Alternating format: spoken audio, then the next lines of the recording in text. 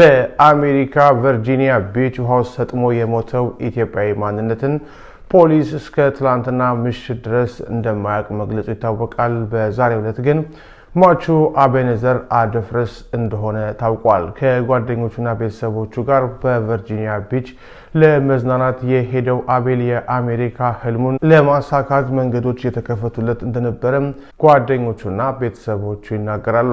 ይህ ከኢትዮጵያ ከመጣ ጥቂት ጊዜ የሆነው ኢትዮጵያዊ አሟሟቱ እንዴት ነበረ? ምን አጋጠመ? የፖሊስ የምርመራ ውጤት ምን ይላል?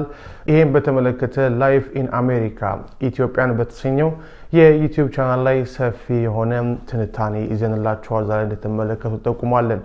የአቤኔዘርን አስከሬን ወደ ኢትዮጵያ ለመላክ የጎፈንድሚ አካውንት ተከፍቷል። በጎፈንድሚ አካውንቱ ላይ በአገር ቤት ላሉ ወላጆቹና ለወዳጅ ዘመዶቹ እንዲሁም ለምናውቃቸው ሁሉም የማይታሰብ ኪሳራ ነው ብሎታል ሀዘኑን። በዚህ ከባድ የሀዘን ጊዜ የቀብርና ተያያዥ ወጪዎችን ለመሸፈን የምናደርገውን ጥረት እንድትደግፉን በትህትና እንጠይቃለንም ብሏል።